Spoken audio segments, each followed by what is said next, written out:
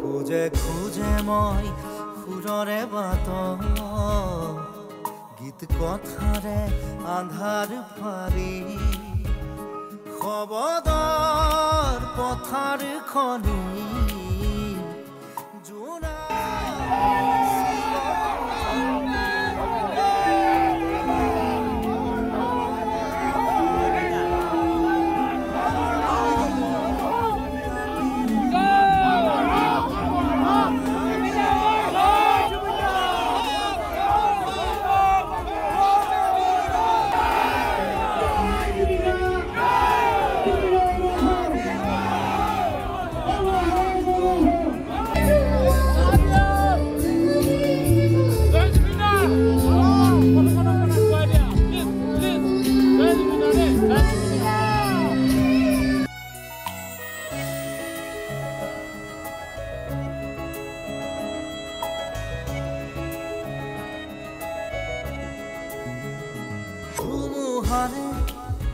বজ্ৰবাহন মুৰগীতাৰ তালত পাখি হই নাচে মমতাৰে আগৰ উদ্যোগত জুবিন অনুৰাগীৰ সহযোগত আজি আমাৰ সকলোৰে মৰমৰ আমাৰ হিয়াৰ স্পন্দন জুবিন গাৰ্গৰ ৫৩ সংখ্যক জন্ম জয়ন্তী উদযাপন কৰিবলৈ বিচাৰিছোঁ।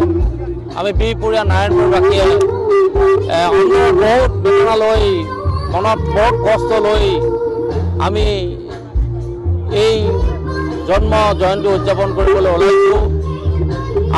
আমি নাৰায়ণপুৰৰ বিহপুৰীয়াবাসীয়ে আজি আমি ইয়াৰ পৰা এটা সংকল্প লৈছোঁ। আমি শাকৰ সমূহ বিষয়ববীয়া আৰু অনুৰাগীসকলে এটা সংকল্প লৈছোঁ যে আমি প্ৰত্যেকেই জুবিন যুগৰ মানুহ আমি এই কথাটো আমি স্বীকাৰ কৰি যাম। আৰু আমি এটা আৰু সংকল্প লৈছোঁ যে জুবিন গাৰ্গ ডাঙৰীয়াই গোটেই জীৱনটোত অসমীয়া জাতিক গান গাই যিমান টকা ঘটিলে হাজাৰ কোটি টকা ঘটিলে হাজাৰ কোটি টকা ঘটি যাবৰ সময়ত মাত্ৰ বেংকত টকা ১০,০০০ থৈ গ'ল। অথচ দৰিদ্ৰজনৰ কাৰণে আৰ্তনাদৰ কাৰণে জুবিন গাৰ্গে যিটো চিনাকি দেখুৱাই থৈ গ'ল আমি সেই চিনাকিটো আদৰ্শ হিচাপে লৈছোঁ। আৰু সেই আদৰ্শ লৈ আমি নাৰায়ণপুৰ বিহপুৰীয়াবাসী আমি শাকৰ সমূহ পৰিয়াল আগবাঢ়ি যাম বুলি আমি সংকল্পবদ্ধ হৈছোঁ।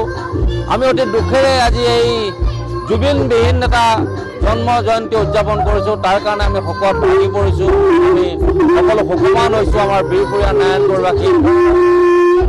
যাই কি নহওক নিয়তিৰ নিয়ম আমি মানি লৈছোঁ। আৰু আজি আমি জুবিন গাৰ্গৰ বহুখিনি গীত জুবিন গাৰ্গ ডাঙৰীয়াৰ লগত গোৱা শিল্পীসকলক মাতি আনি আমি ইয়াত এখন পৰিৱেশন কৰি আমি আমাৰ আজি এই জন্মদিনটোত কৰিব বিচাৰিছোঁ। ধন্যবাদ।